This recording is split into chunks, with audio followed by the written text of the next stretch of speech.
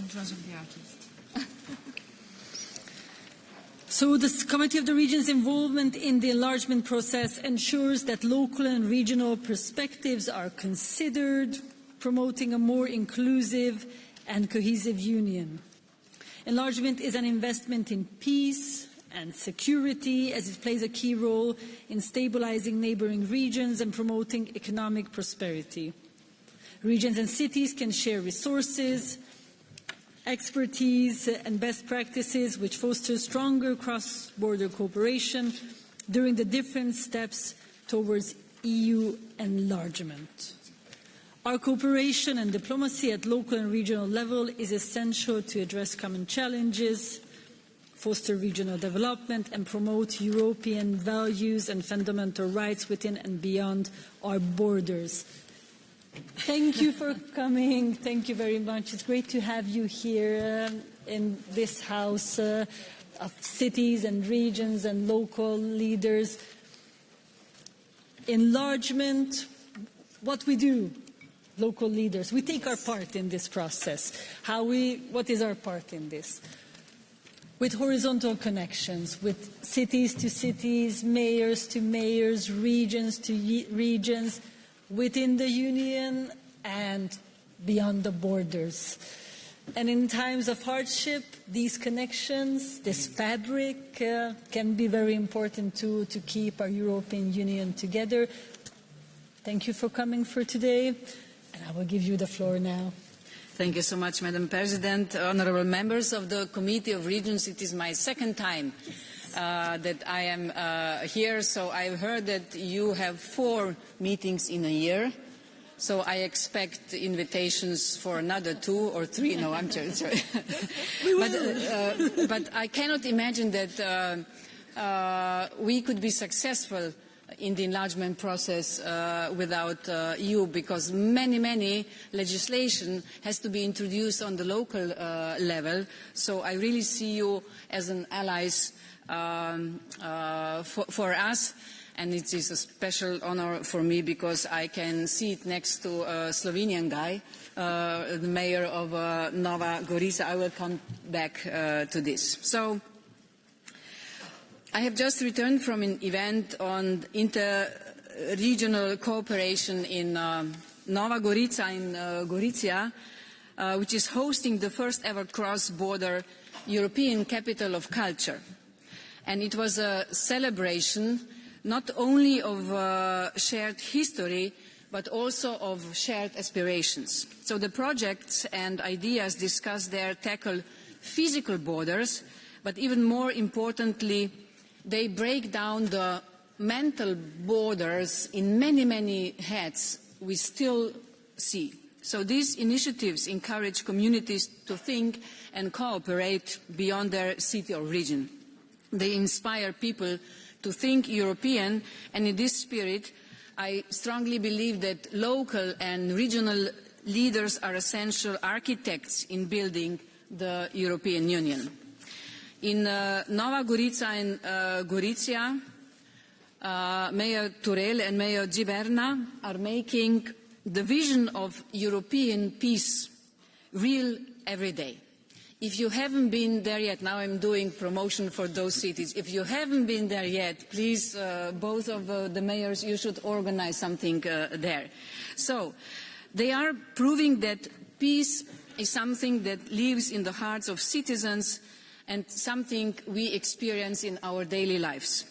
You, the mayors, governors and local leaders are the ones who truly understand the needs of your citizens. You feel the impact of policies on the ground, address concerns directly and drive real change. And in the time of crisis, you are the first, always, as you have said, the first to respond. So you are the pillars that keep the foundation of our union strong and resilient.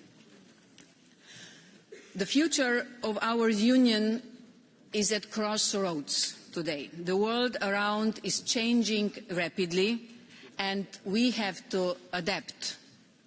Russia's war of aggression against Ukraine has shattered illusions that we will have a stable development forever. At the same time, the US global focus is shifting. requiring Europe to take greater responsibility for its own stability and defense. And it has reinforced what we have long known, that the larger united Europe is a stronger Europe. So enlargement today is really something different than it was, not just 5 years back, but different than it was in December. Enlargement is a necessity for our security, prosperity and the long-term strength of Europe. And we must seize this moment. Our neighbourhood, we have never experienced this before in this sense, is turning towards us, seeking security, stability and shared prosperity. Even Iceland, and this is good news, which once stepped back from EU accession, is reconsidering its position in light of today's global shift. So we cannot afford to lose this momentum. A larger Europe means a safer and more resilient Europe. It means bringing stability to regions that could otherwise fall under the influence of forces that do not share our values. For the first time in the history of the enlargement process, we are confronted with the external forces who would like to see us fail, especially in the enlargement process. Many of you in this room lived through the historic moments of 2004, when our countries entered the EU, 2007 and 2013. You felt the pride and excitement as new countries joined our union. You understood the hard work and sacrifices, and you witnessed the extraordinary rewards that followed: growth, stability and peace, which is not that obvious, or was not that obvious, that transformed lives. From east to west, from north to south, we saw how enlargement elevated nations and brought people closer together.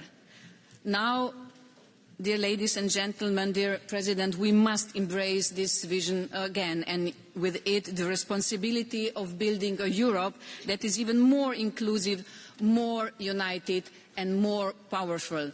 Not in the sense of power, but powerful in the sense of values and democracy. That is why I spend so much time travelling beyond capitals to hear directly from the people whose lives will be transformed by our decisions. And over again, I hear one message: we want to be part of this family. We want to share in Europe's promise. And it is our duty as a union to make that dream a reality for them and, of course, for all of us. Honourable members, your contribution to the enlargement package 2024 are a testament to your commitment to this vision. Enlargement is about strengthening Europe, ensuring that every member adds to the resilience of our union. And this is why your role, communicating the benefits to the public, is so vital. So my call to action to you is, please help us communicating what are the benefits of the enlargement in the member states and, of course, in the candidate country. You are the ones who can build the necessary public support for this process, which is not automatically there, and explaining not only why enlargement matters, but why it matters now, today. The Commission is working tirelessly to prepare for this future. We are assessing how enlargement will impact key EU policies, from the rule of law to the single market. Our pre-enlargement review, meaning what we have to do inside the European Union that we will be able to take the new members on, will provide a roadmap for adapting our institutions, our budget and our decision-making process to a wider union. And through gradual integration measures, we are already ensuring that our partners are aligning with EU policies and mechanisms. Just last Friday, we launched Wi-Fi for VB, so Western Balkans, extending free public Wi-Fi to up to 500 municipalities in the Western Balkans. This builds on the success of Wi-Fi for EU, which connected nearly 9,000 EU municipalities. And these are kinds of tangible steps that make Europe really for people, that bring the benefits of integration directly to citizens. And we must do more. And this is why exchanging best practices between EU regions and those in candidate countries is crucial. We can help each other build stronger communities, foster innovation and create opportunities for growth. And let us not forget, this is not a one-way street. Our enlargement partners have valuable lessons to offer as well. Their resilience, their capacity to govern under challenging conditions and their spirit of innovations are assets we can all learn from. The critical role of local authorities has never been clearer than in Ukraine. Ukrainian mayors and local councils have become heroes of resilience, continuing to provide essential services and rebuild communities even in the face of war. Their determination to join our European family is unwavering, and the Committee of Regions has been instrumental in supporting them through initiatives like the European Alliance of Cities and Regions for the reconstructions of Ukraine and programs like TIPS for UA, which help Ukrainian municipalities align with EU standards and prepare for accession. To this end, I warmly welcome the creation of the joint consultative committees with Ukraine and Moldova.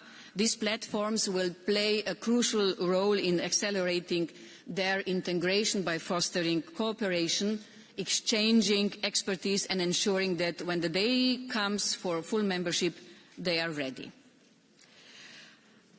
Honourable members, I ask you today to be ambassadors of this vision. Go back to your communities, share the promise of enlargement and inspire others to believe in this journey, encourage them to see enlargement not as a distant possibility but as an imminent reality that will benefit us all. And you can count on my support every step of the way. Over the next 5 years, I will meet many of you in person. I will travel beyond the capitals into the very heart of your communities to see firsthand the work that you do. Why? Because a strong Europe is not built by governments and the politicians alone. It is built by all of us working together. It is our collective responsibility, and together we will build it. That's why in the latest time, instead of the word enlargement, I use many times unification of Europe. Why? Speaking also from the experience of my country, Slovenia, enlargement we have seen mostly through the economic glasses. But unification stresses another important point. A few sentences before I was speaking about how Iceland is thinking of coming back to us. We have already closed 11 chapters with them. They decided not to go on. And when I asked the representatives of their government why they would like to come back now, the answer has been, and I quote, "We want to belong to a community of values and democracy." Dear ladies and gentlemen, if somebody today says that EU is not attractive because it has problems which it cannot solve, this is not the truth. If we would be that bad, no candidate country would allow to join us. And I'm not speaking just about the countries who are less developed than we are. I'm speaking about, let's say, Iceland, who is more developed than some of the member states and whose rule of law is on the higher level than some of the member states and whose economic development is also better. So, if we build our Europe together, now I will get emotional because many times, I am asked to calm down, not to be that passionate about the enlargement. But I am passionate about the enlargement because if we will not do it now, then tell me when. Of course, we are challenged through different events. We are challenged through our American ally. We are challenged that really there are autocrats who would like to see us fail.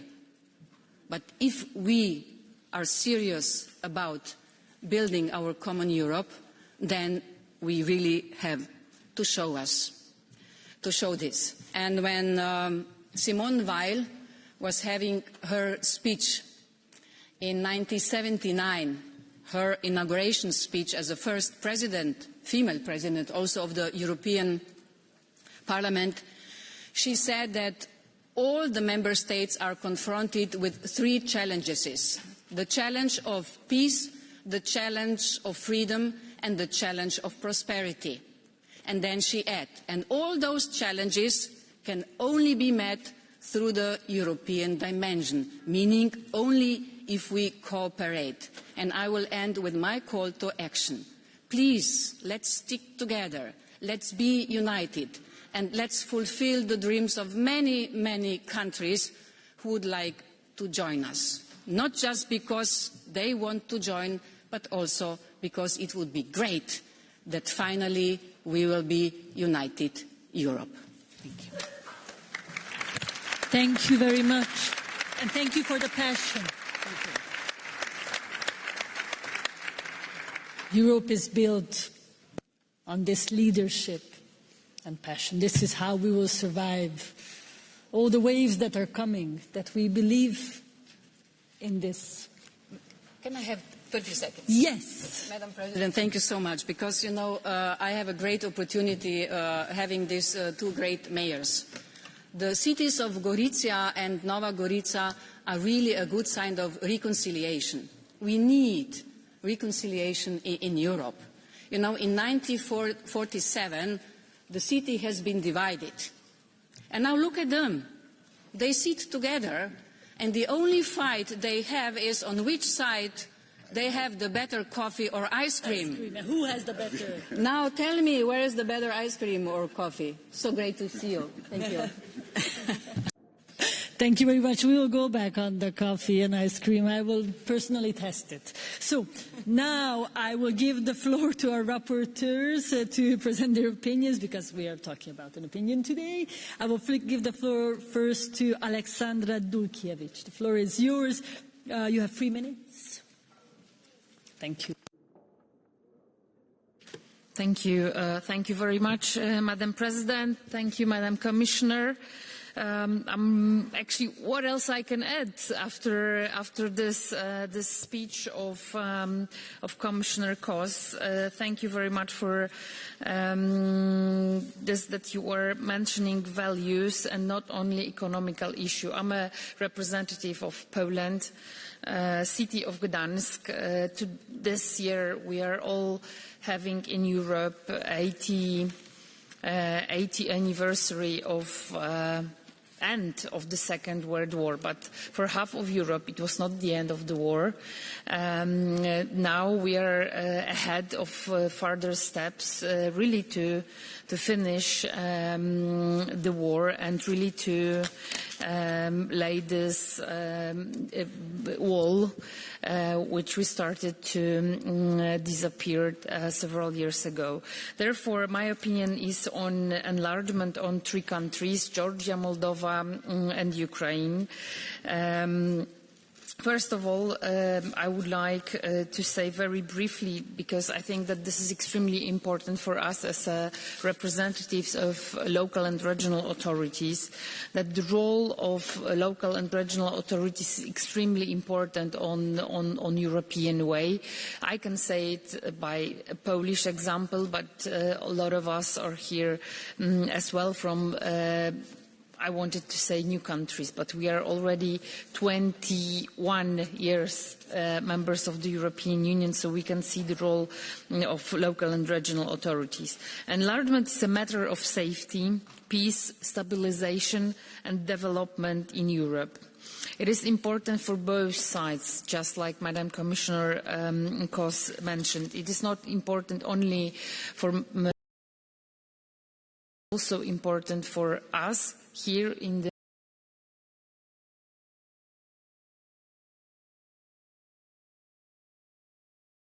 freedom of media, freedom of speech, human rights, fair elections, principle of subsidiarity, equal discriminatory access to the rights for all social economy.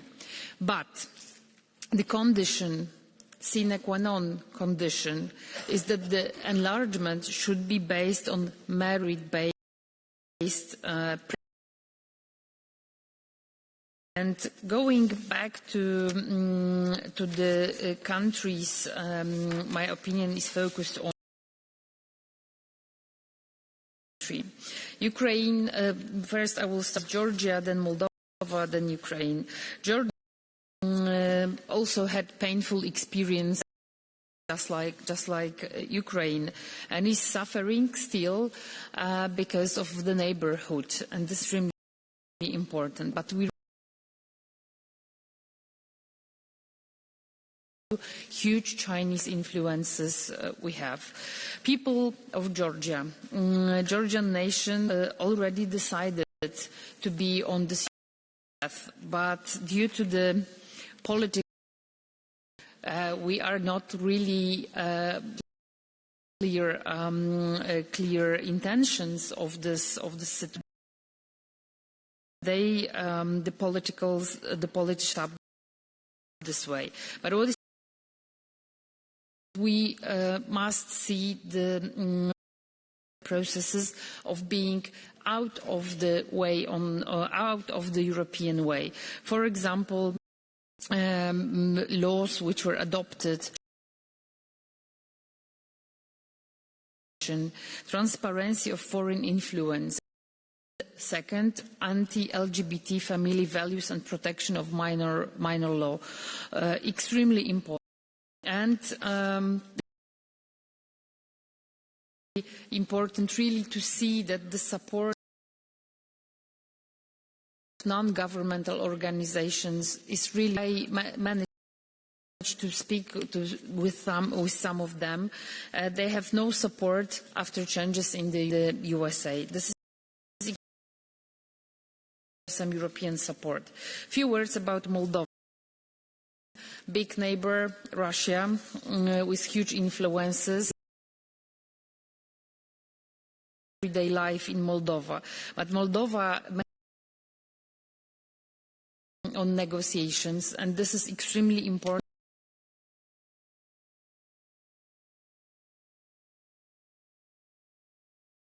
More decentralized election, so this also help them to have free and fair election, which will not. Very briefly, because we quite often about. Actually, we know the most about the extremely important that while war is all over, there are made negotiations, and but of course the role of local and regional authorities, fiscal decentralization. We want to have local power. And one more issue, we need to support also reconstruction of Ukraine, so our European interest. Thank you very much for exceeding my time. Thank you very much to Rapporteur Jean-Luc Van Rijs.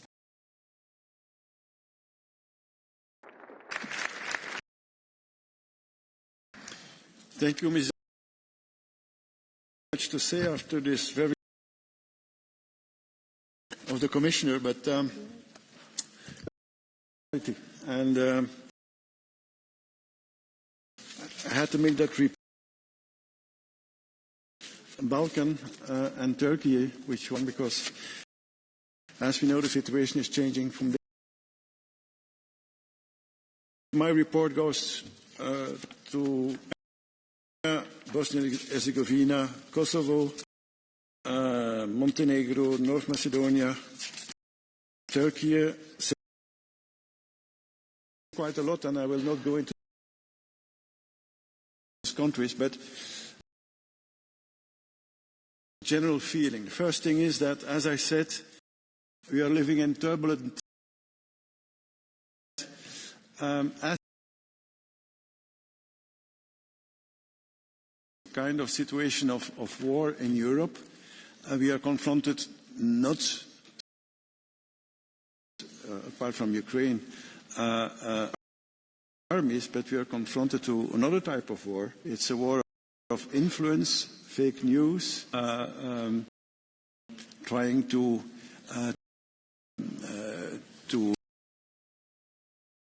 destroy IT systems. And unfortunately, we see this much more in those, because it's like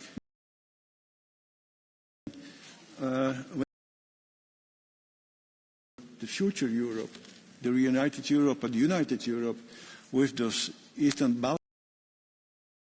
For the moment, the weakest link of that chain is those to become a member. And there we see that there is a lot of influence into these countries which view, as you said, we have democracy is the right way. And coming back to that, we had in my account what's happening for the moment. There is still the big debate on subsidiarity. This debate is happening there. What about the local authorities? What about financing the local authorities? This is a big question, and there we have to help to show them not how.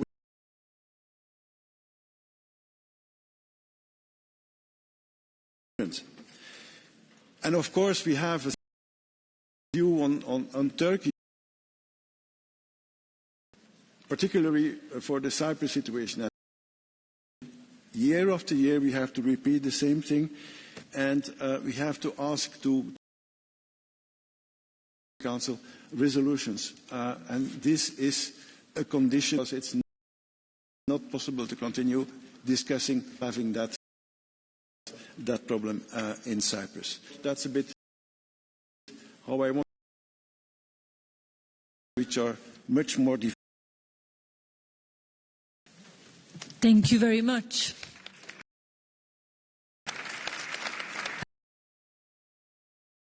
Now the floor to our two mayors, Samo TUREL from Nova Gorica.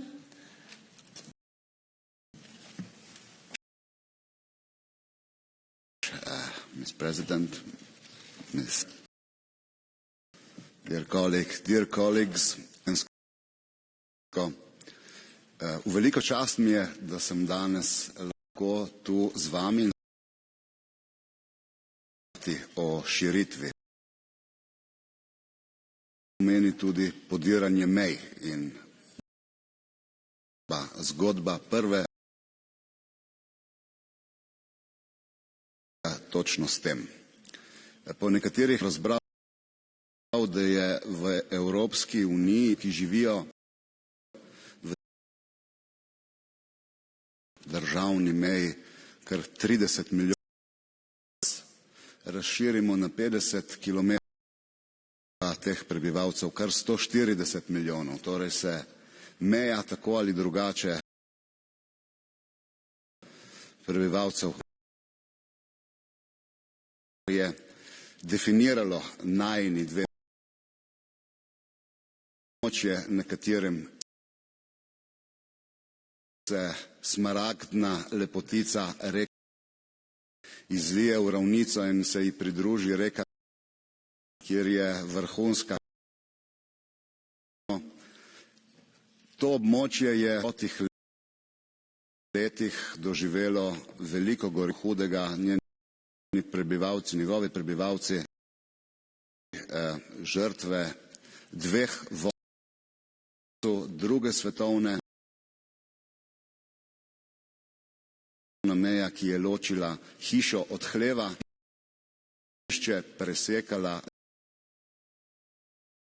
sorodnike, postavila. Meja je po drugi strani definirala tudi.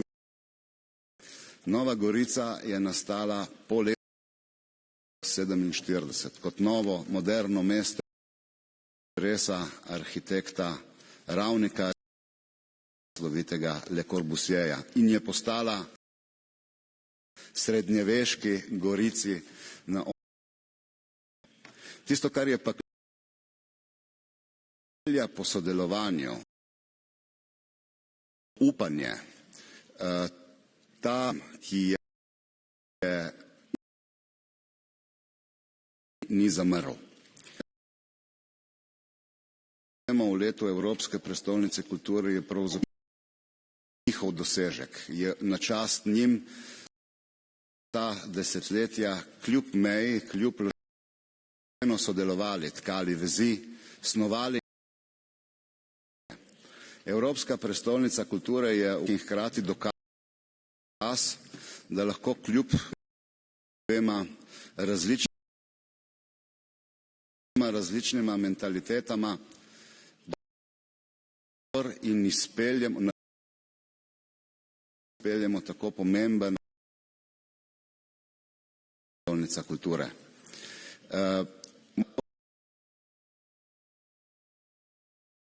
Smo lahko skupaj še močnejši. Hkrati je pravzaprav to zgodba, ki jo na najlepši način simbolizira naš trg Evrope, oziroma Piazza Transalpina, kot ji rečejo v sosednji Gorici. Območje, ki ga je meja prerezala na pol, tako da je vzhodna goriška železniška postaja ostala takrat v Jugoslaviji in razmejila polja, razmejila ceste, razmejila odnose med ljudmi. To je tisto prizorišče, kjer je takratni predsednik Evropske komisije Romano Prodi slavnostno pospremil vstop Slovenije v Evropsko unijo leta 2004. In to je točno tisto prizorišče, ki smo ga v letošnjem letu s kohezijskimi sredstvi, obe državi sta prispevali kohezijska sredstva, da smo ga prenovili, in točno na tem trgu Evrope sta letos 8. februarja oba predsednika držav, Mattarella in Pirc Musar, slavnostno otvorila našo Evropsko prestolnico kulture. Če si jaz kaj želim, in tu bom postal res emocionalen, si želim, da bi vsak izmed vas bil na tej naši otvoritvi, da bi začutil, kakšna neverjetna atmosfera je bila v zraku, kakšno željo po sodelovanju, po nadgradnji vseh odnosov, po tkanju novih projektov so na ta dan pokazali ljudje. 50 000 jih je bilo v obeh mestih. Od jutra do večera so rajali, se veselili, skupaj prepevali in idealistično zrli v prihodnost, v lepši jutri za vse.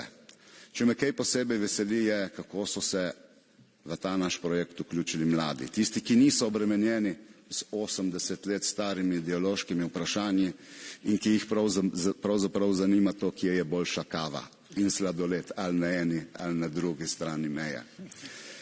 Naj zaključim še enkrat z zahvalo, da imava danes tu priložnost ta naš fantastičen projekt predstaviti. Jaz mu ne pravim samo projekt. Vsaka Evropska prestolnica kulture je pravzaprav proces. Proces, ki se začne in ki se, upam, nikoli več ne bo končal. Naj zaključim s povabilom na naš naslednji sklop dogodkov. Od 1. do 9. maja pripravljamo sklop dogodkov namenjen Evropi. Zaključil se bo 9. maja s pohodom za Evropo, s slavjem in z praznovanjem evropskih vrednot. Najlepša hvala in toplo vabljeni. Hvala. Thank you. And now the floor goes to Mayor Ziberna, Mayor of Gorica. The floor is yours.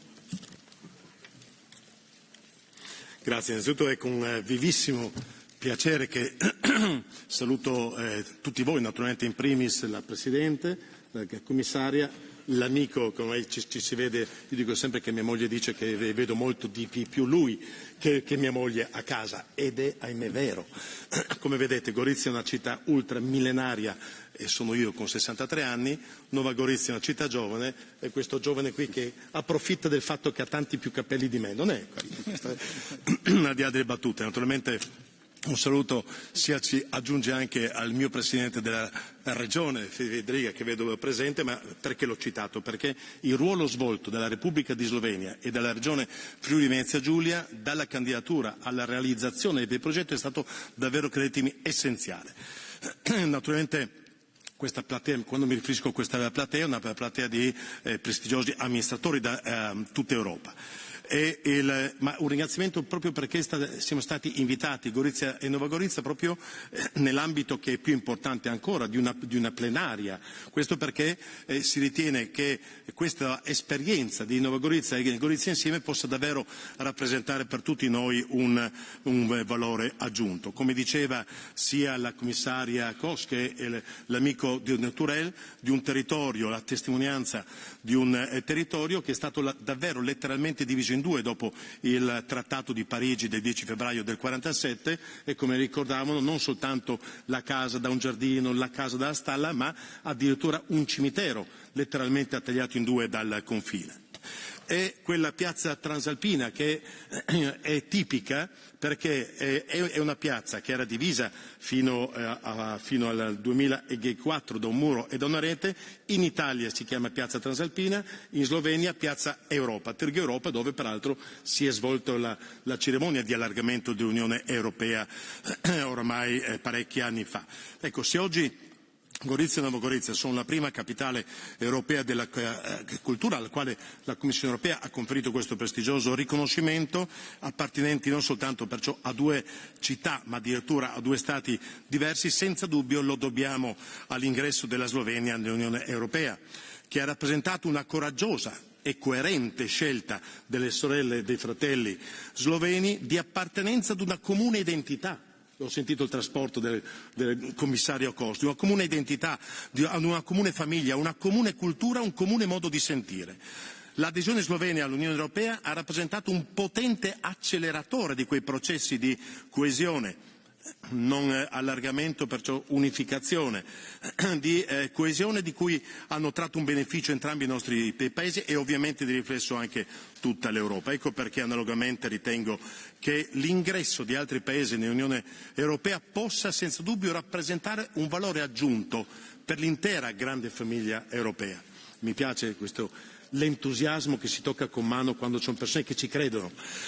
La città di Gorizia, per comprensibili ragioni di prossimità, perciò di vicinanza territoriale, già oggi ospita un numero importante di cittadini provenienti da quei Balcani, parlo dei Balcani appunto perché più prossimi a noi rispetto ad altri paesi, che da tempo hanno bussato alle porte dell'Europa. La condivisione di eventi storici ci lega ad Albania, Bosnia e Herzegovina, Kosovo, Montenegro, Macedonia del Nord, Serbia, solo appunto per citare alcuni.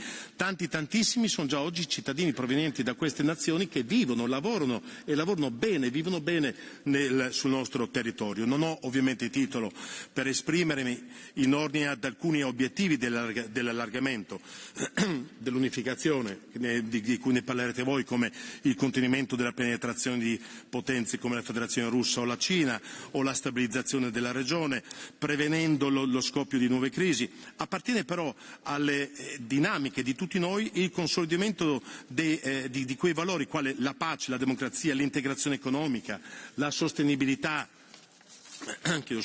la sostenibilità ambientale, la cooperazione sociale, il sostegno nel percorso di integrazione e l'attenzione alle riforme sullo Stato di diritto, giustizia e diritti fondamentali. Apprezzo pertanto le considerazioni appena svolte dal commissario Kos per l'integrazione europea, che ringrazio per le parole pronunciate anche nei confronti non soltanto del caffè o del vino, ma nei confronti ovviamente del nostro territorio e dei due sindaci. Proprio alcuni giorni fa ho parlato con il vicepresidente esecutivo della Commissione europea Raffaele Fitto, che abbiamo più volte citato in questo contesto, che condividono ovviamente questi sentimenti rappresentati da tutti noi. Io ritengo, ed è una cosa ovvia, che la reciproca conoscenza, il rispetto, la collaborazione, la sensazione di essere parte di un insieme, di una rete, siano elementi essenziali per accelerare questi processi. E se questo è valido per Gorizia e Nova Gorizia, e lo è, e come, che comunque vivono l'una al fianco dell'altra, a maggior ragione deve valere anche per nazioni e popoli che vivono fuori dai confini dell'Unione Europea. Questa cultura della condivisione genera pace e benessere e pertanto abbatte i vecchi e i nuovi muri dell'intolleranza, dell'ignoranza, anche perché l'adesione comporta un necessario reciproco adeguamento delle società. Gorizia e Nuova Gorizia, finisco davvero, 30 secondi, Gorizia e Nuova Gorizia hanno dimostrato e continuano a dimostrare all'Europa e al mondo come un confine doloroso, testimone delle tragedie del Novecento, sul quale si riteneva impossibile o quantomeno estremamente difficile far germogliare politiche di coesione e di collaborazione internazionale. Bene, su questo confine oggi è diventato a tutti gli effetti uno strumento di condivisione e di comune crescita. Dobbiamo esportare questo virtuoso modello di convivenza anche lungo quei confini caratterizzati, ahimè, da conflitti. Dobbiamo essere tutti pienamente consapevoli che non esistono secondi piani, non esistono piani B, non esistono alternative. Dobbiamo insegnare la storia, ma dobbiamo serbare la memoria di quanto è accaduto e di quanto ancora sta accadendo. Dobbiamo però sapere guardare necessariamente oltre, guardare avanti. Diversamente non ci schioderemo mai dal passato, che siano fatti accaduti 30-50 anni fa o 6 mesi fa in altri luoghi d'Europa e del mondo. Lo dobbiamo fare soprattutto per i nostri giovani, per i nostri figli, perché si meritano un futuro di pace. Grazie a tutti e naturalmente corroboriamo l'invito a venire a prendere gelato e caffè a Gorizia, oltre che ad assistere a tantissimi eventi nell'anno della Capitale Europea della Cultura. Grazie mille. Thank you very much, both of you, for coming and sharing this experience and passion. Now we have with us Ms. Tetiana Yehorova, President of the Ukrainian Associations of Districts and Regional Councils. You can speak in Ukrainian, and the floor is yours. You have 3 minutes. Доброго дня, шановні колеги. Я би хотіла в першу чергу подякувати новообраній президентці Комітету європейських регіонів пані Каті Туто за те, що вона сьогодні на зустрічі сказала дуже щиро, що продовжує Комітет європейських регіонів підтримувати українські міста і регіони. І насправді для нас це дуже великий сигнал. Тільки зараз, коли я готувалася до промови і слухала доповідь пані Дулькевич, яку я дуже поважаю, і вона не одного разу була в Україні, і дуже займає активну позицію щодо підтримки України. Я зайшла на свій телефон, побачила, що там 30 хвилин тому був обстріляний Кривий Ріг, місто Дніпропетровської області, загинуло 4 людей. Вчора були дуже страшні обстріли Харківського регіону.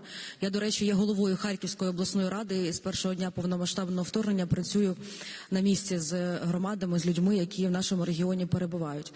І для мене важливо бути тут присутньою. Я намагаюся приїжджати на всі пленарні засідання Комітету європейських регіонів і дякую за запрошення, тому що мені важливо, щоб ви чули позицію регіонів України і чули ситуацію, яка на сьогодні є.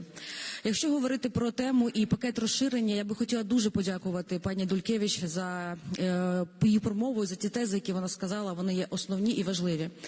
Європейський Союз для нашої країни, він є фундаментальним і важливим. І на сьогодні ми прагнемо досягти цілі. Перша ціль – це перемогти ворога і завершити війну.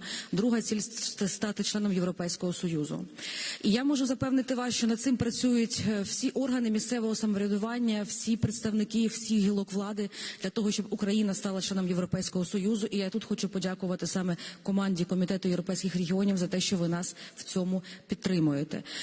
Дуже влучно було зазначено про те, що на сьогодні тривають реформи, які необхідно завершувати. Це реформа децентралізації, враховуючи те, що під час війни вона також рухається. Ми приймаємо законопроекти, закони, які стосуються даної реформи. Ми дякуємо за те, що були високо оцінені напрямки, також щодо і верховенства права, щодо боротьби з корупцією в тому числі. Наша країна розуміє, що є ще багато над чим працювати, але я впевнена, що разом ми досягнемо того результату, що Україна стане членом Європейського Союзу, і для нас це є важливою також перемогою. Тому наостанок хотіла подякувати за запрошення і подякувати від всіх регіонів України і міст за вашу підтримку. І для нас насправді це дуже важливо, тому що кожен із вас має партнерів в Україні і підтримує, незважаючи на те, що багато міст і регіонів на сьогодні є не в тому стані, якому б їм хотілося. Вони є дотаційними, вони є на лінії фронту, і це велика проблема. Я знаю, що багато міст та регіонів Європейського Союзу беруть в партнери саме важкі регіони і міста нашої країни. Наостанок хотілося б також зазначити, що українські міста та регіони планують приймати участь в засіданнях і будуть дуже вдячні, якщо будуть запрошені спостерігачами і будуть співпрацювати разом з Комітетом європейських регіонів для того, щоб на майбутнє бути готовими і розуміти, як працюють інституції в Європейському Союзі. Дякую. Thank you very much.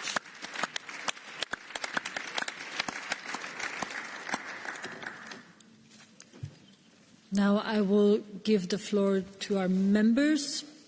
First, Konstantinos Bakoyannis.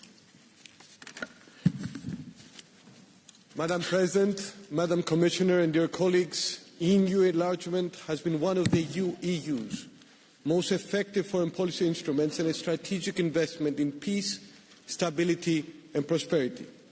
And indeed today, as war returns to Europe, integrating these countries is a geopolitical imperative. However, we must also confront current challenges in candidate countries. We must not lose our souls, which means that we must not compromise on the European acquis, especially in countries that have a long way to go, such as North Macedonia and Albania. I am also particularly concerned by the situation in Turkey. Democratic backsliding, deterioration of democratic standards and the rule of law, and of course, interference in local democracy with the forcible removal of elected mayors is quite simply unacceptable. Much like threats to the sovereignty of Greece and the invasion and occupation of Cyprus. We must likewise improve the enlargement process itself. I regret, Madam Commissioner, that in your recent approach you failed to recognize the crucial role of subnational authorities. Local and regional governments implement 70% of EU legislation, so they cannot be sidelined. I therefore call for our full participation at every stage of the accession process, in planning, implementation and through institutional dialogue. I know that our committee stands ready to support this inclusive enlargement process. Many, many thanks. Thank you very much. The floor goes to Nikola Dobroslavic. Thank you, Madam President, Madam Commissioner, colleagues. Congratulations to our rapporteurs, colleagues Dulkiewicz and Van Rijs, for excellent drafts of opinions. I will refer on Western Balkans perspectives. We welcome the fact that the EU clearly supports the accession of the Western Balkans countries to the EU. It is not quite clear if all the Western Balkans countries sincerely want the membership. The citizens of Albania, North Macedonia and Kosovo clearly do. The citizens of Serbia are confused by the policy of President Aleksandar Vučić. Institutions are captured in Serbia. Freedom of media is deficient, as well as fight against corruption. Relations with Kosovo not improved, sanctions to Russia not introduced. Montenegro has advanced the farthest in the accession process. Yet a significant political group in the parliament is strongly influenced by politics of Russian Federation. Citizens of Bosnia-Herzegovina support the EU path, but the politicians do not act accordingly. Two unacceptable tendencies are present there, both unrealistic and dangerous. The separatist one with the secession of Republika Srpska from Bosnia-Herzegovina, but also the unitarist one. Bosnia-Herzegovina must ensure equality for the three constituent peoples and the rights for all citizens. To conclude, clear support for all Western Balkans countries on their EU path. All the criteria for the membership must be met.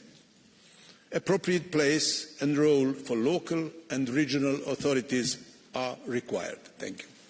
Thank you very much. The floor goes now to Antje Grüter. Thank you very much, Madam President. I'm going to speak German.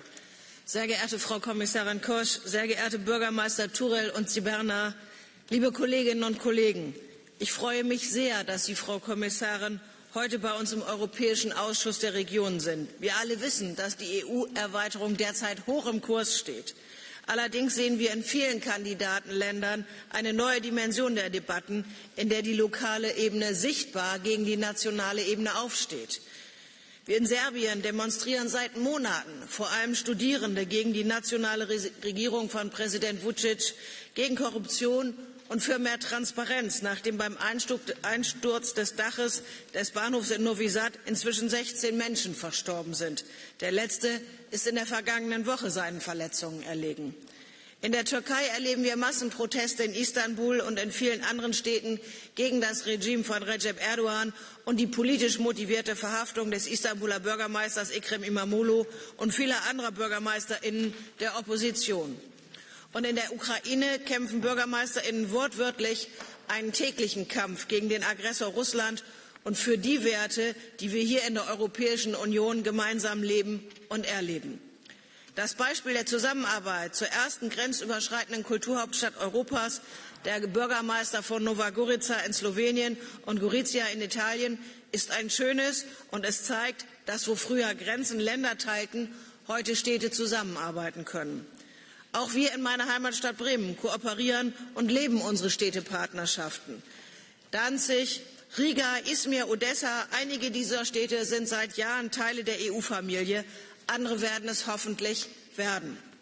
Unsere Partnerschaft mit Izmir entstand in den 90er Jahren, nachdem mehrere ausländerfeindliche Anschläge auf türkische Wohnhäuser in Deutschland für Schlagzeilen sorgen. Das war unsere Antwort auf die Feindlichkeit gegenüber türkischen Bürgern. Inzwischen organisieren wir gemeinsame Jugendaustausche und Kooperationen zwischen Universitäten und Hochschulen. Und auch die Bremer Wirtschaftsförderung Bremen Invest hat eins von 4 Auslandsbüros in Izmir eröffnet. Diese enge Verbundenheit spürt man.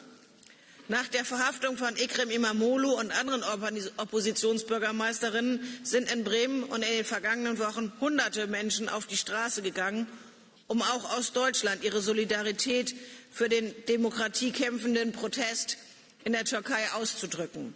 Auch wir im ADR senden mit dieser Debatte und der Annahme der Dringlichkeitsresolution morgen ein deutliches Zeichen, dass die europäischen Städte und Regionen an der Seite der Demonstrierenden stehen. Herr Erdogan, lassen Sie Ekrem İmamoğlu und die anderen LokalpolitikerInnen frei. Respektieren Sie die demokratische Vielfalt und Andersdenkend und Anderslebende. Millionen Menschen in der Türkei gehen trotz Demonstrationsverbot immer wieder auf die Straße. Auch in der Türkei sehen wir somit, was wir bereits seit einiger Zeit in anderen EU-Kandidatenländern erleben. Protestierende fordern von ihren Regierungen die Einhaltung der Grundwerte, für die wir in der EU stehen. Demokratie, ein funktionierender Rechtsstaat und transparente und freie Wahlen.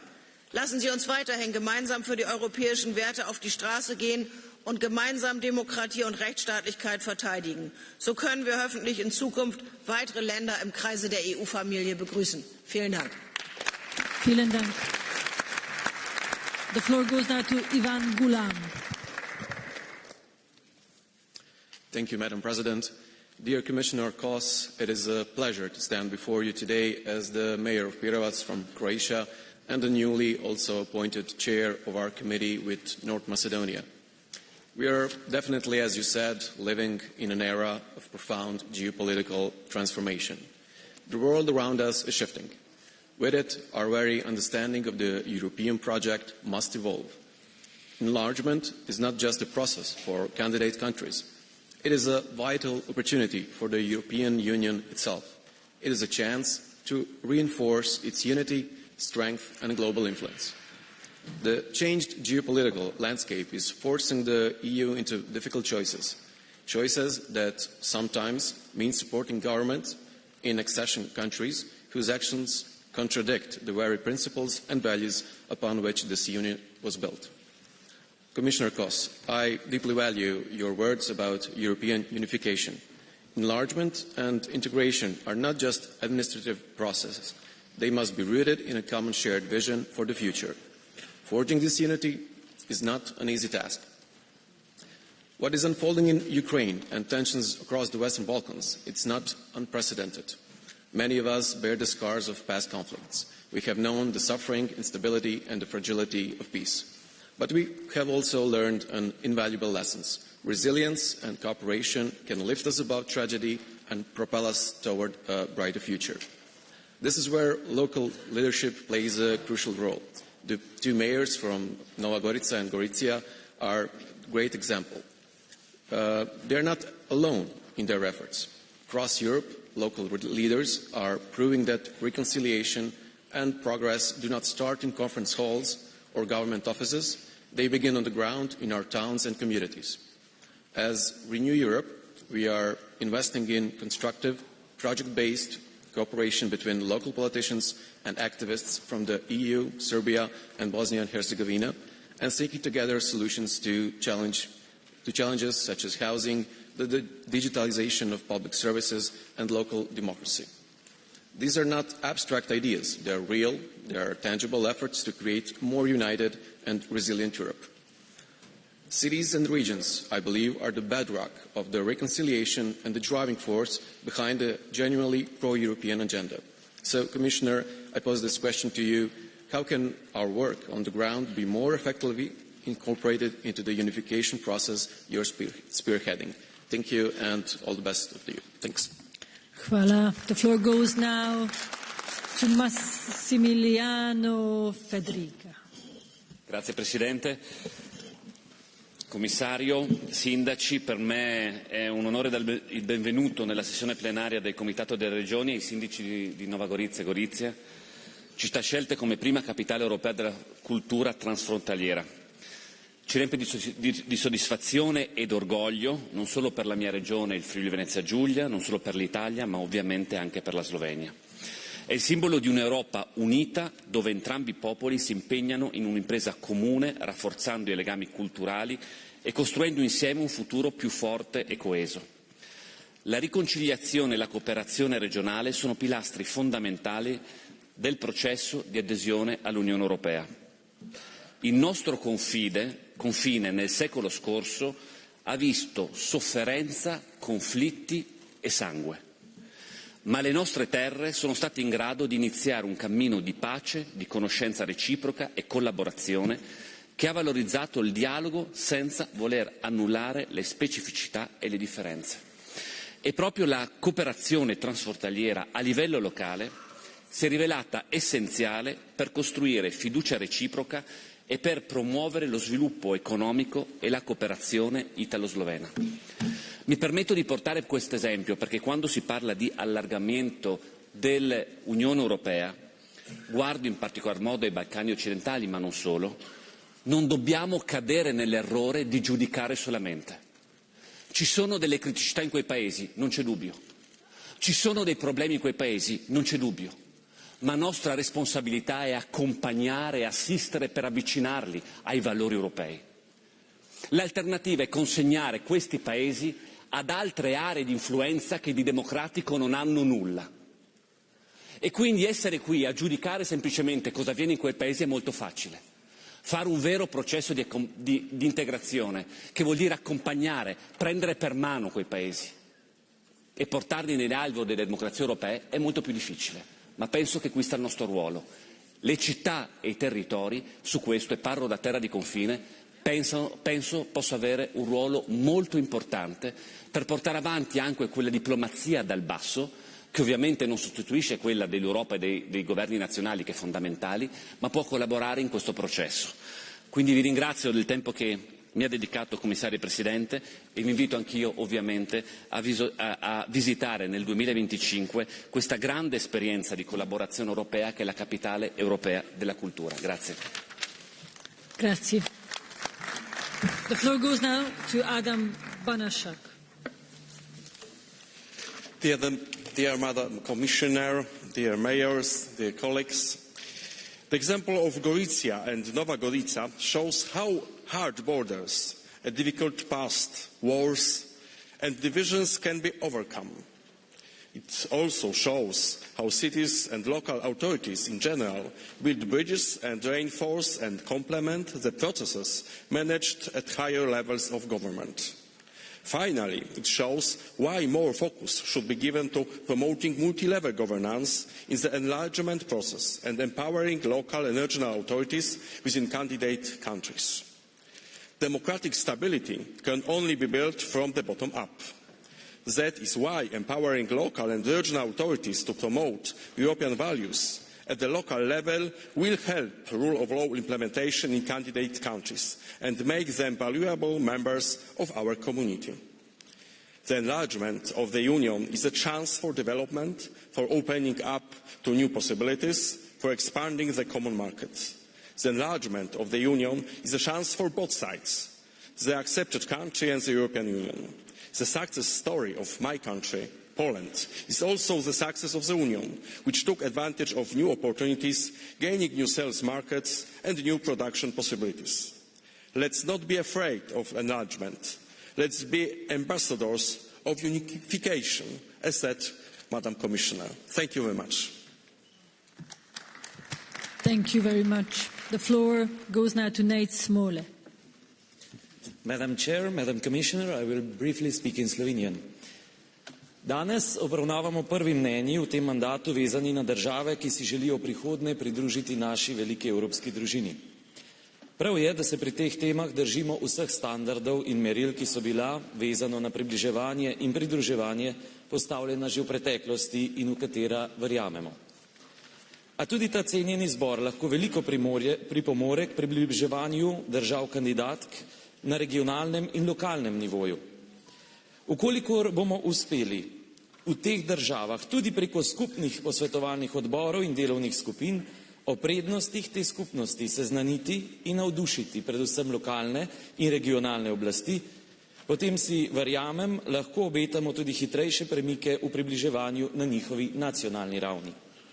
Ne pozabimo, v mnogih državah, še posebej na Zahodnem Balkanu, kjer si želijo približevanja, dogodki zadnjega časa izkazujejo, da se izzivi kopičijo.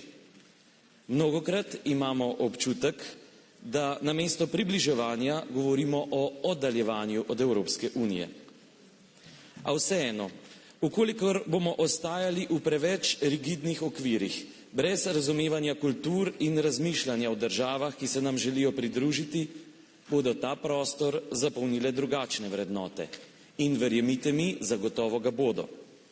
Le tega pa si v času, v katerem se nahajamo trenutno, zagotovo nihče od nas, ne znotraj, ne zunaj EU, ne želi. Zato se vsi skupaj zavedajmo, da nikoli ni škoda časa za pogovor, časa za sodelovanje. In le tako se bo še enkrat več izkazalo, da prave ideje prihajajo od spodaj navzgor, od ljudi preko lokalnih in regionalnih skupnosti, ki so z njimi najbolj povezane. Hvala. Hvala.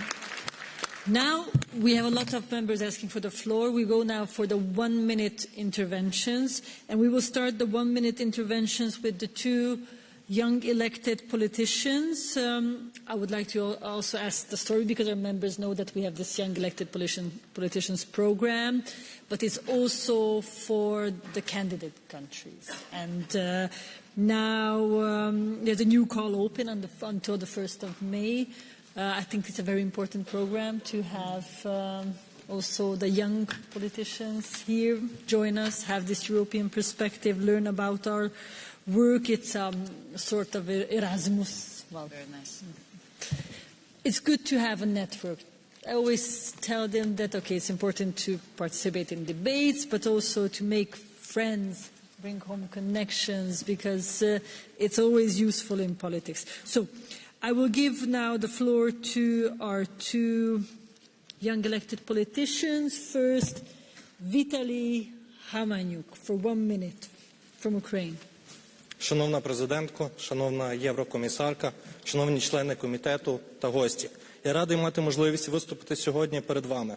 Я є депутатом Шептицької міської ради Україна від Всеукраїнського об'єднання «Батьківщина», найстарішої парламентської партії України, яка завжди відстоювала європейський вибір нашої держави. Також я є учасником програми «Молоді обрані політики» від України.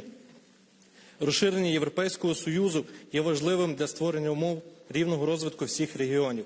Україна активно впроваджує реформи. Для того, щоб ці зміни мали тривалий ефект, нам необхідно впроваджувати спільні фінансові програми, активно інтегрувати українські громади в європейські ініціативи сталого розвитку, а також забезпечити участь місцевих органів влади у формуванні європейських політик, адаптуючи їх до потреб українських громад. Сьогодні Україна платить найвищу ціну за свою свободу і право вибору свого майбутнього. Ми боремося не тільки за себе, а й за цінності, які є основою Європи. Ми боремось за кожного загиблого, за кожну сльозу, за кожну втрату. Ми йдемо вперед до нашої європейської мети. Це історичний момент, шанс не лише для України, але й для всієї Європи.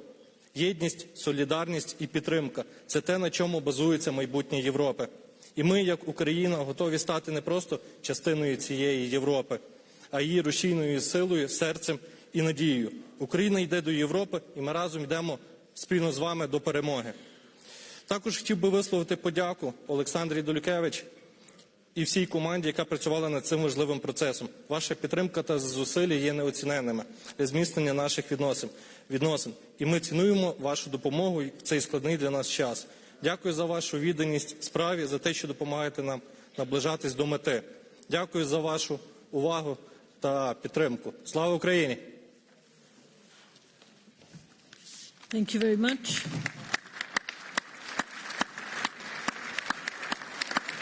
The floor goes now to our other young elected politician, Michal Trawski. Dziękuję. Kiedy Polska wstępowała do Unii Europejskiej, mnie jeszcze nie było na świecie. Mam 19 lat i jestem radnym powiatu człowskiego, powiatu, w którym ludzie znają biedę. Przed akcesją do Unii Europejskiej mieliśmy największe bezrobocie w kraju, nasz transport publiczny był zaorany. Jak widać, Polska również miała problemy przed akcesją, tak samo jak ma je dzisiaj Ukraina, Gruzja czy Mołdawia. Jednak młodzi ludzie w tych krajach walczą, umierają o prawo do bycia częścią Europy. Oni o nic nie proszą. Oni chcą dostać to, co dostaliśmy my, szansę. Kanclerz Brandt powiedział kiedyś, że trzeba być odważnym na demokrację. Ludzie lewicy zawsze byli odważnymi ludźmi.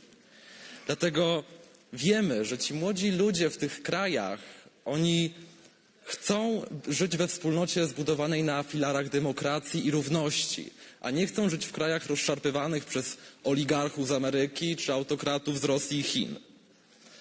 Europa to nie jest ekskluzywny klub. Rozszerzenie to nie jest gest dyplomatyczny. To jest decyzja, czy kontynent będzie kontynentem solidarności, czy kontynentem zatraconych szans. Mimo że jestem ateistą, wierzę w to, że prawo do przyszłości nie jest prawem i przywilejem dla nielicznych. Dziękuję.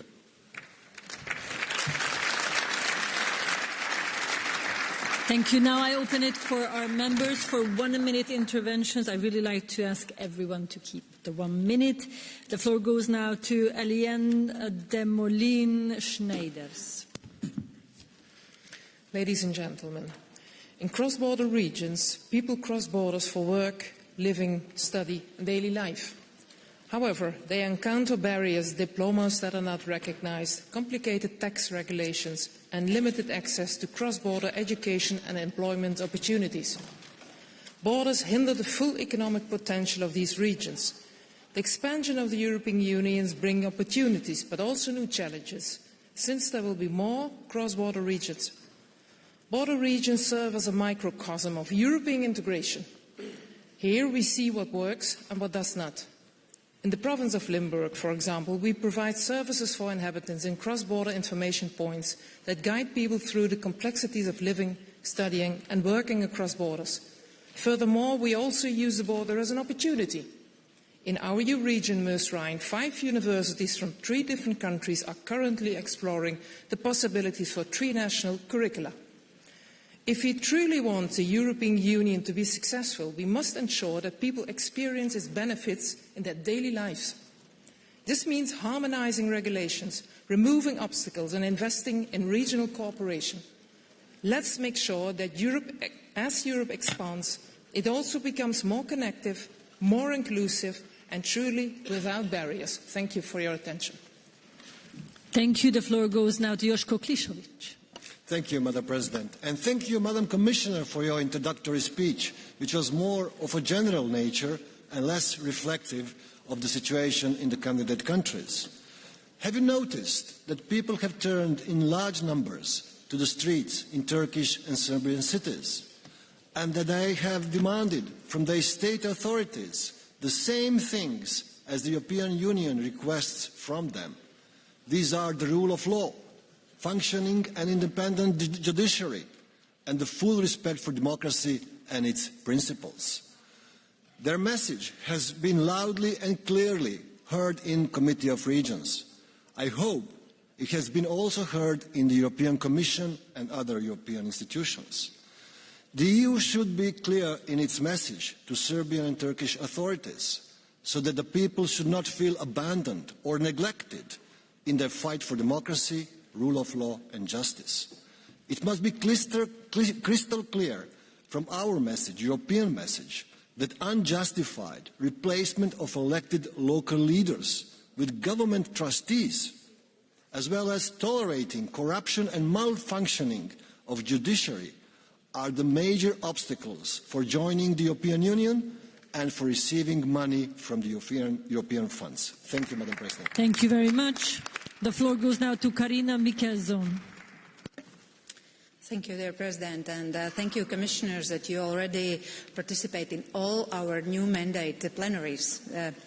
But I would like to stress the importance of enlargement, not only as a complement to EU values, but as a particular and geostrategic necessity.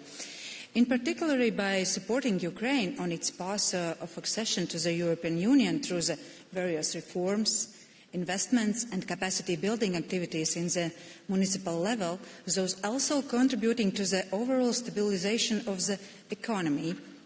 In public communication of the next multi-annual financial framework, the European Commission clearly states that a strengthened cohesion and growth policy with regions at its heart must be designed on and implemented in cooperation with national, regional and local authorities. The partnership principles must be equally important when planning enlargement-related activities and investments, national, regional and local. Thank you. Thank you very much. The floor goes now to Robert Zeman. Thank you very much, Madam President, dear Madam Commissioner, dear colleagues.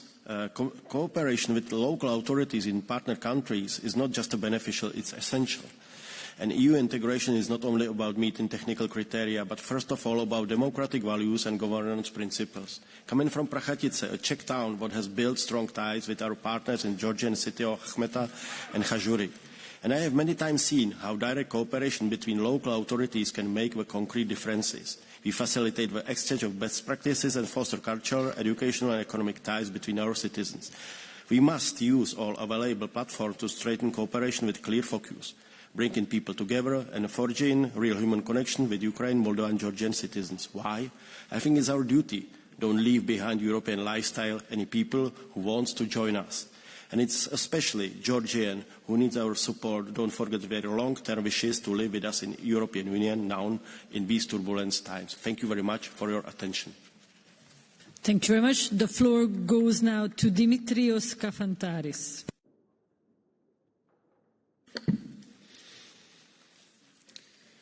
Κυρία Πρόεδρε, κυρία Επίτροπε, η διεύρυνση παραμένει στην κορυφή της ατζέντας της Ευρωπαϊκής Ένωσης. Στην πραγματικότητα, η γεωπολιτική κατάσταση, η κατάσταση ασφαλείας της Ευρώπης καθιστούν τη διεύρυνση επιτακτική ανάγκη. Ειδικά, σε μια εποχή πολλαπλών κρίσεων, είναι σημαντικό να μην ξεχνάμε τις αξίες μας. Με ενδεχόμενο επίγοντα χαρακτήρα, καλούμε τους εταίρους μας να υποστηρίξουν όλες τις θεμελιώδεις ευρωπαϊκές αξίες, καθώς επίσης και να εφαρμόσουν αποτελεσματικά όλες τις αναγκαίες εσωτερικές μεταρρυθμίσεις, μιας και η Ευρωπαϊκή Ένωση δεν διαθέτει μαγικό ραβδί για μεταρρυθμίσεις. Ο αναγκαίος μετασχηματισμός απαιτεί πρωτίστως την ανάληψη ευθύνης από τις ίδιες τις χώρες. Ως εκ τούτου, για να λειτουργεί η διεύρυνση υπάρχει ανάγκη να κοινοποιηθούν οι τοπικές κοινωνίες για να υποστηρίξουν όλα όσα αυτή συνεπάγεται. Οφείλουμε να αντιμετωπίσουμε τη διεύρυνση ως μια ενιαία διαδικασία με ενιαία μεθοδολογία και επιθυμούμε να δούμε όλους τους υποψήφιους να προχωρούν στην πορεία προς ένταξη, πληρώντας όμως τα απαιτούμενα κριτήρια, με μια προσέγγιση που βασίζεται πλήρως στις αξίες μας. Και φυσικά, ολοκληρώνοντας αυτή την παρέμβασή μου, καλούμε τέλος τις υποψήφιες χώρες και τις δυνάμει υποψήφιες να σεβαστούν πλήρως την κυριαρχία και τα κυριαρχικά δικαιώματα των κρατών μελών της Ευρωπαϊκής Ένωσης βάσει του διεθνούς δικαίου και φυσικά συμπεριλαμβανομένης της Σύμβασης των Ηνωμένων Εθνών για το δίκαιο της θάλασσας ως μέρος του κεκτημένου της Ευρωπαϊκής Ένωσης, τηρώντας την αρχή των σχέσεων καλής γειτονίας. Σας ευχαριστώ. Ευχαριστώ. Floor goes now to Magyaranna. Dear Mrs. President, dear Commissioner, ladies and gentlemen, coming just from the Hungarian-Serbian Schengen border, I really know that the cooperation amongst the Hungarian and Serbian border regions is essential for the well-being of our citizens. Cross-border cooperation enhances us on both regional and the national level. This applies also the EU level. The EU enlargement is an excellent tool for strengthening the EU, if and only if the guiding principle is merit-based. Otherwise, we will definitely fail. Let us accept those who truly meet the regulations based on their many years' efforts, who are really ready. On the other hand, those who still don't meet the regulations on a merit-based approach, they still need help from us. This is at the interest of all existing EU members, and it is also useful for the applying countries. Thank you so much. Thank you very much. The floor goes now to Martin Priborski. Madam President, Madam Commissioner, distinguished guests, I was very pleased while listening to your words, Madam Commissioner, because we firmly support a merit-based enlargement process that strengthens Europe's unity, security, shared values by bringing nations closer together. And Ukraine is a defining test for the EU enlargement. Amid war, it is advancing reforms, fighting corruption, and strengthening its judiciary, providing its commitment to European values through resilience and sacrifice. The EU must respond with equally decisive steps, raising its resources and readiness to support Ukraine's reconstruction.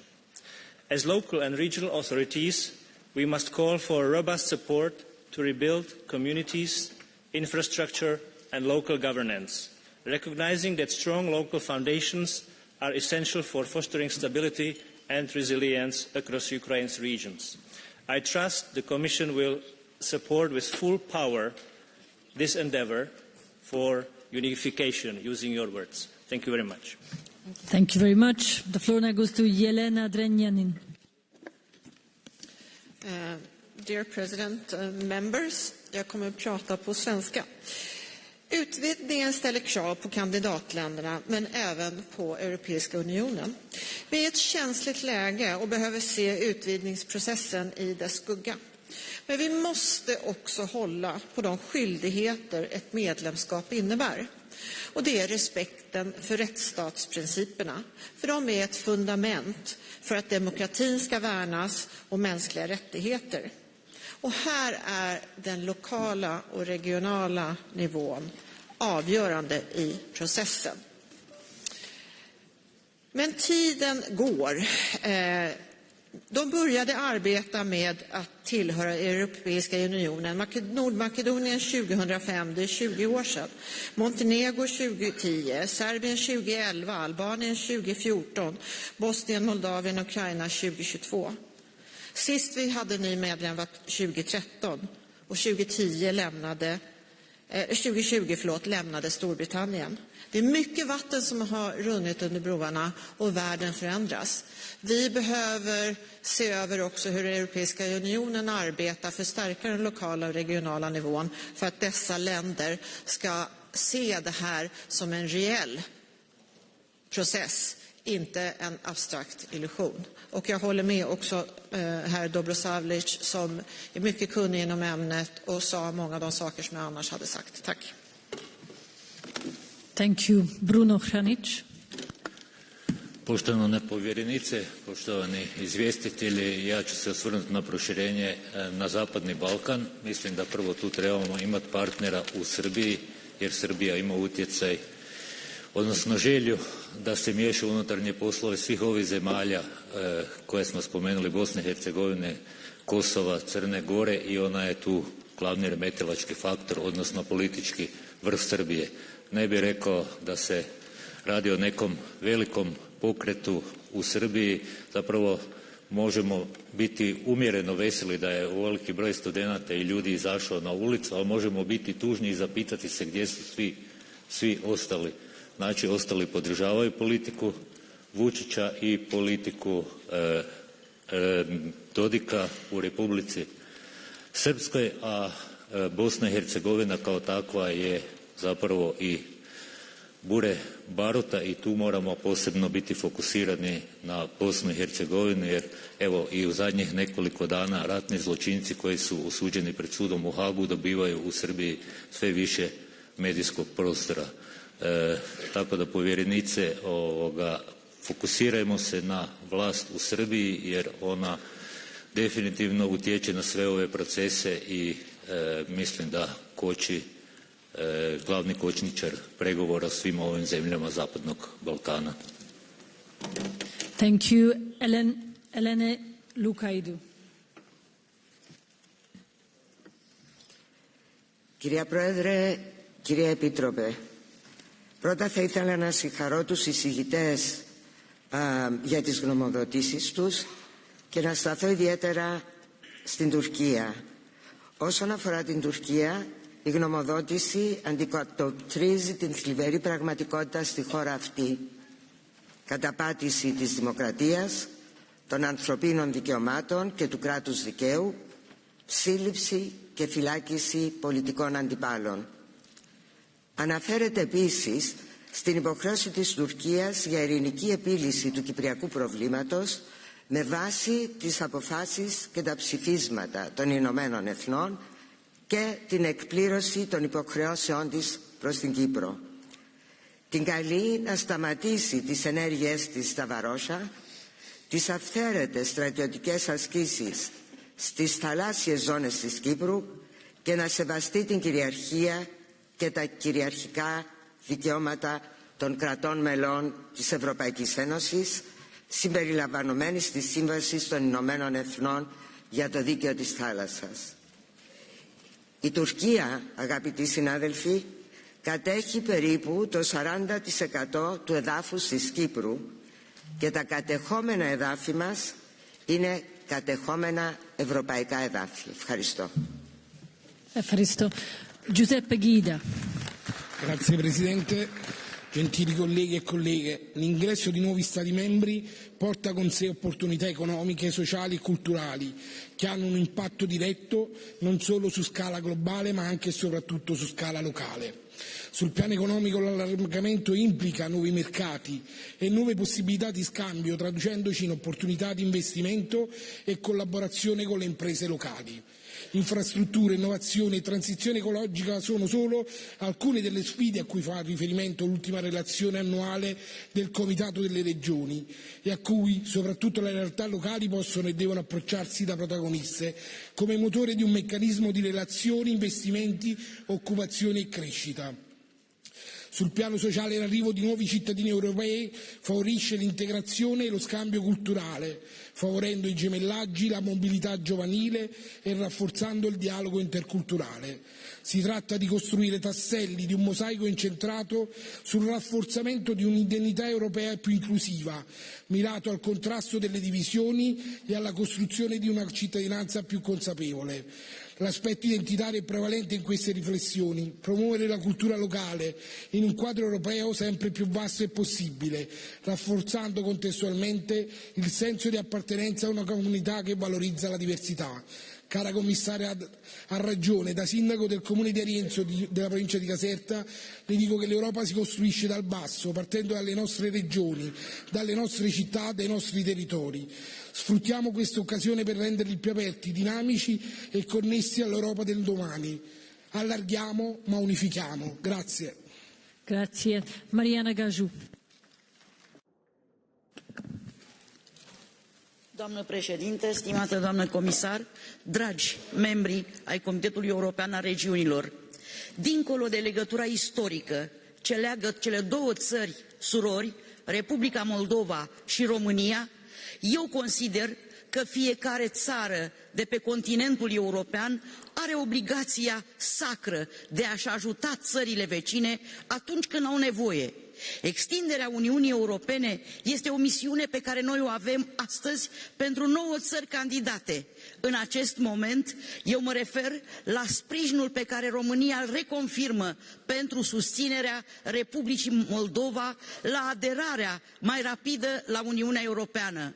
Aceasta se poate face printr-un transfer rapid de la acțiunile ad hoc, de sprijin, de situații de urgență, la întocmirea unor planuri pe o perioadă lungă care să poată duce la dezvoltarea localităților, la susținerea administrațiilor publice locale din Republica Moldova ca să poată să se dezvolte, să participe la lucrările instituțiilor europene, astfel o delegație a Republicii Moldova să participe în calitate de observatori la lucrările Comitetului European al Regiunilor.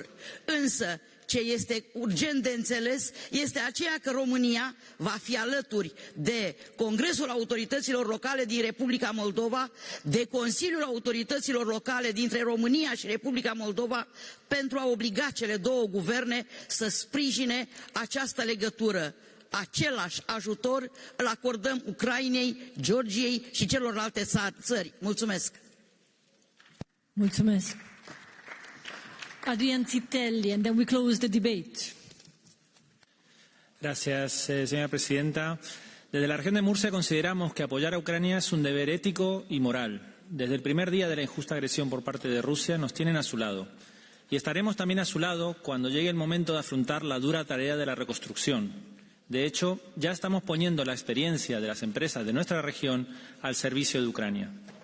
Hace unas semanas nos visitaba una delegación de 30 alcaldes ucranianos y les mostramos soluciones tecnológicas desarrolladas por empresas regionales aplicables a la reconstrucción de su país, en el marco del programa regional CAETRA de impulso de tecnologías duales en materia de defensa y reconstrucción.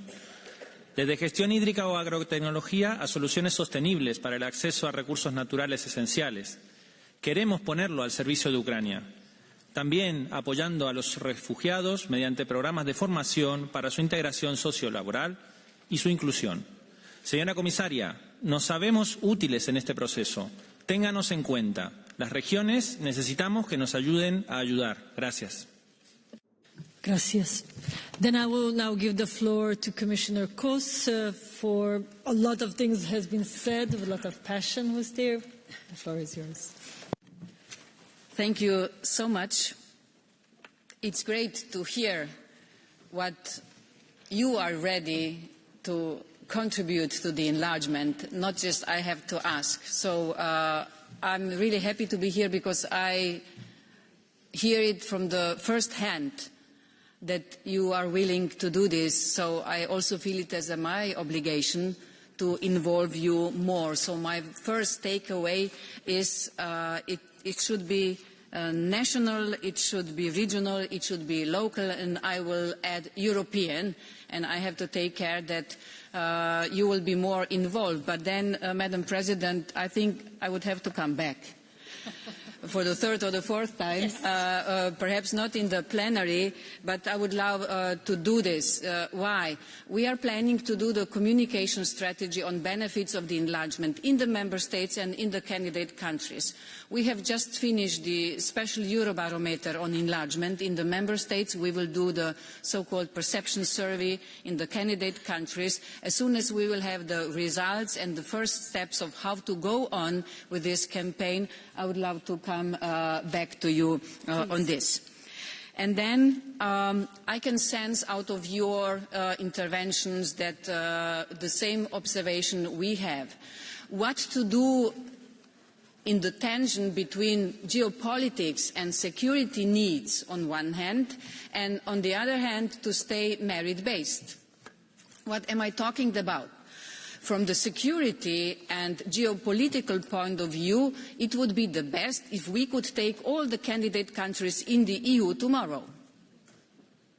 Then I will stay jobless, but okay.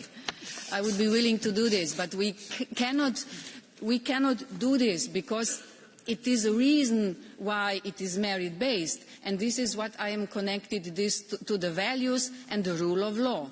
Can you imagine that we get in some countries who are not fighting corruption, who are very corrupt, who are not following the rule of law or democracy, and then those countries could ruin us from inside?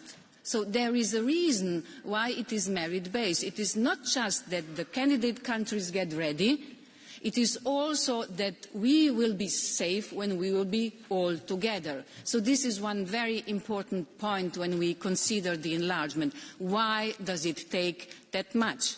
And I'm very grateful to Ukraine and Moldova, especially because they really are keen on doing the reforms to be as soon as possible at the end of the enlargement process. When I say at the end of the enlargement process, I'm speaking about technical point of view where it is my responsibility, meaning conclude the negotiations. But I'm not always alone with my team of, let's say, 1,000 people. For one candidate country, around 1,000 people in Brussels are working in the DGs, not just in my services. Where is the problem? Mr. Joško Klisović, yes, I didn't speak specifically about every country, but I could.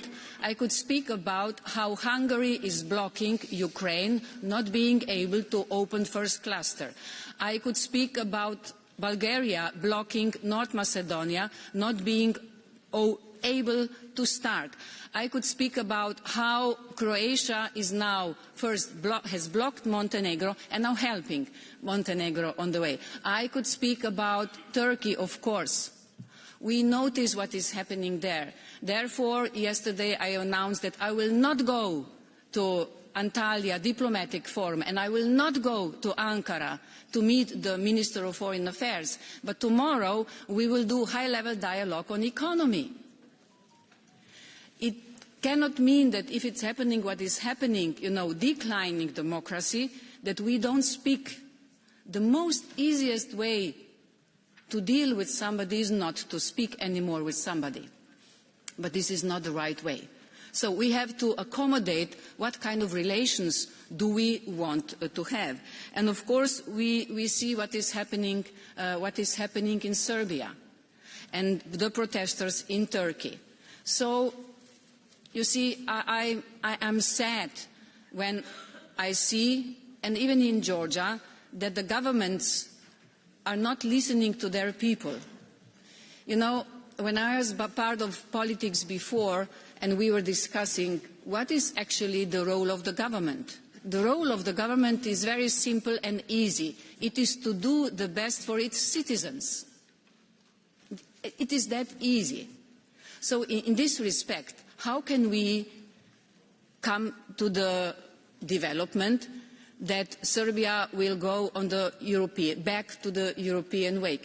It is already a candidate country. So what the protesters in Turkey and in Serbia are demanding is exactly what the European Union demands from those countries on the European way. It is fighting corruption, it is the rule of law, it is media freedom, and it is free election. So I see that my task to do everything to bring, if I stick to Serbia, to bring them back on the European way, because this is what their people want. Another tension which we see today is what is more important, economy or values? Both is important. You know, through the economic development, we get countries prosperous. And if they are prosperous, people are doing well. So everything is important.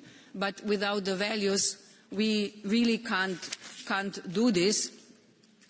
And that's why the next topic I want to mention, Mr. Ivan Gulam, I don't know if he's here or not, how to go on, or what could you do more? We could do more and you do more. I was telling about the communication campaign. I will come back to you, and I will be very humble when I will ask for the help that you bring the messages we want to give to the regions, to the local levels, with your help. Perhaps it was not that clear to me until today, Madam President, how valuable you can be.